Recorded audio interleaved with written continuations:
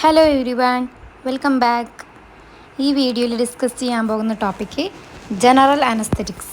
ഇപ്പോൾ general anaesthetics എന്താ? The drug that produce reversible loss of all sensation and consciousness. നമ്മളെ കോൺഷ്യസ്നെസ്സും സെൻസേഷനും റിവേഴ്സിബിളി ലോസ് ചെയ്യുന്ന ഡ്രഗ്സാണ് general anaesthetics. Next classification. General അനസ്തെറ്റിക്സിനെ മെയിനായിട്ട് രണ്ടായിട്ടാണ് ക്ലാസിഫൈ ചെയ്തിട്ടുള്ളത്: inhalational anaesthetics and intravenous anaesthetics. Inhalational അനസ്തെറ്റിക്സിൽ തന്നെ രണ്ട് ക്ലാസ് ഓഫ് ഡ്രഗ് ഉണ്ട്: ഗ്യാസ് ആൻഡ് ലിക്വിഡ്സ്. ഗ്യാസിൽ വരുന്ന ഡ്രഗാണ് നൈട്രസ് ഓക്സൈഡ് ആൻഡ് സെനോൺ. ലിക്വിഡ്സിൽ വരുന്ന ഡ്രഗാണ് ether halothane, enflurane, isoflurane, desflurane and സീവോഫ്ലൂറൈൻ.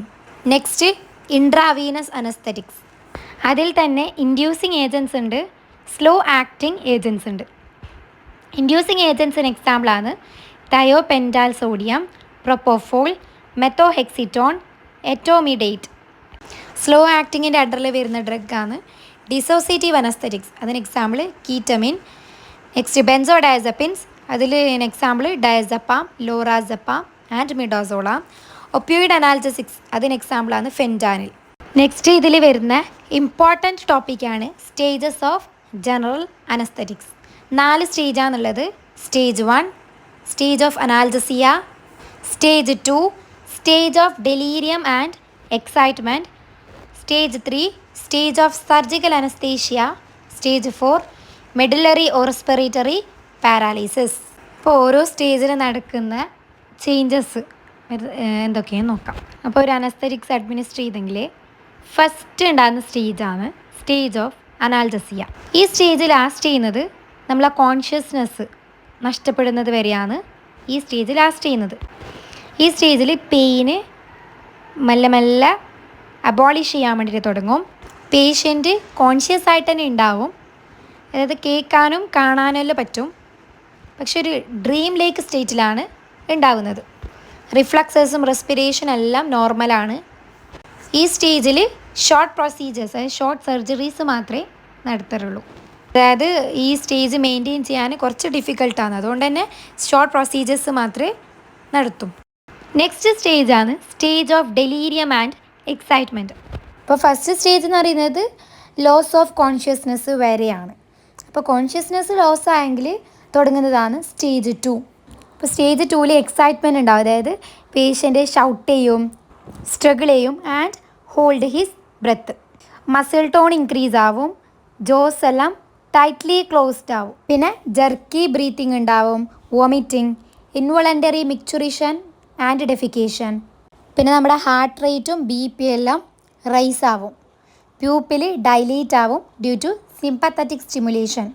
Operative procedures എല്ലാം ഈ സ്റ്റേജിലാണ് ക്യാരി ഔട്ട് ചെയ്യുന്നത്. പിന്നെ കോമൺ ആയിട്ട് കാണുന്ന ഒന്നാണ് ബ്രീത്ത് ഹോൾഡിങ്, പിന്നെ laryngospasm and uncontrolled movement.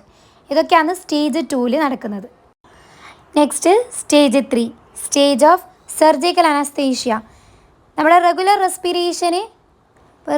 Respiration തൊട്ട് സെസേഷൻ ഓഫ് റെസ്പിറേഷൻ വരെയാണ് ഈ തേർഡ് സ്റ്റേജ് എന്ന് പറഞ്ഞത്, സ്റ്റേജ് ഓഫ് സർജിക്കൽ അനസ്തേഷ്യ. അതായത് ഫസ്റ്റ് സ്റ്റേജ് പറഞ്ഞു ലോസ് ഓഫ് കോൺഷ്യസ്നെസ് വരെയാണെന്ന്. സെക്കൻഡ് സ്റ്റേജ് ആണെങ്കിൽ കോൺഷ്യസ്നെസ് ലോസ് ആവുന്നത് മുതലാണ് സെക്കൻഡ് സ്റ്റേജ് സ്റ്റാർട്ട് ആവുന്നത്.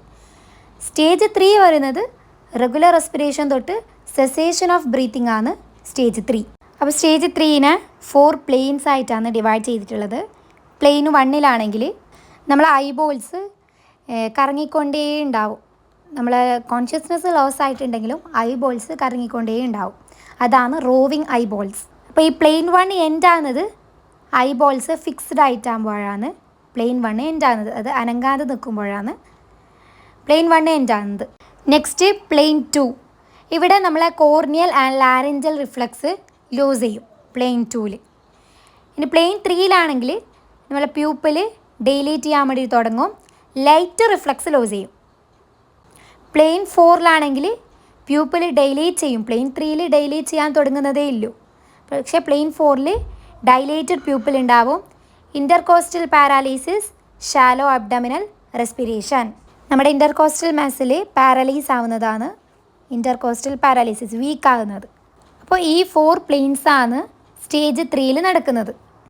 ആൻഡ് ലാസ്റ്റ് സ്റ്റേജ്, അതായത് stage 4, medullary or respiratory paralysis. ഇവിടെ എന്തൊക്കെയാണ് നടക്കുന്നത്? അതായത് സ്റ്റേജ് 3 വരെയുള്ള കാര്യങ്ങൾ നടന്നെങ്കിൽ സ്റ്റേജ് 4 എത്തുന്നതിന് മുമ്പ് എല്ലാ സെൻസേഷനും കോൺഷ്യസ്നെസ് എല്ലാം റിവേഴ്സ് ആവണം. അതായത് ഒരു സർജിക്കൽ പ്രൊസീജിയേഴ്സ് കഴിഞ്ഞിട്ട് നമ്മൾ കോൺഷ്യസ്നെസ് റിവേഴ്സ് ആവണ്ടേ? അങ്ങനെ കോൺഷ്യസ്നെസ് റിവേഴ്സ് ആവാതിരിക്കുമ്പോഴാണ് സ്റ്റേജ് 4ലേക്ക് കടക്കുന്നത്. അതായത് സെസേഷൻ ഓഫ് ബ്രെത്ത്. നമ്മളെ ബ്രീത്തിങ് ആണ് സ്റ്റോപ്പായി. Stage 4ലേക്ക് എത്തിയെങ്കിൽ breathing സ്റ്റോപ്പായി. ഇപ്പോൾ ബ്രീത്ത് ചെയ്യാൻ പറ്റിയില്ലെങ്കിൽ എന്ത് സംഭവിക്കും? ഡെത്തിലേക്ക് പോവല്ലേ. അപ്പോൾ ഫെയിലർ ഓഫ് സർക്കുലേഷൻ, പിന്നെ അത് ഡെത്തിലേക്ക് പോകും. പ്യൂപ്പിൾസ് എല്ലാം വൈഡ്ലി ഡെയിലേറ്റ് ആവും.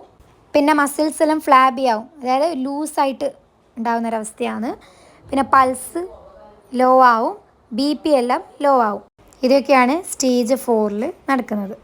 നെക്സ്റ്റ് വീഡിയോയിൽ ഒരു പുതിയൊരു ടോപ്പിക്ക് ഡിസ്കസ് ചെയ്യാം. ബൈ.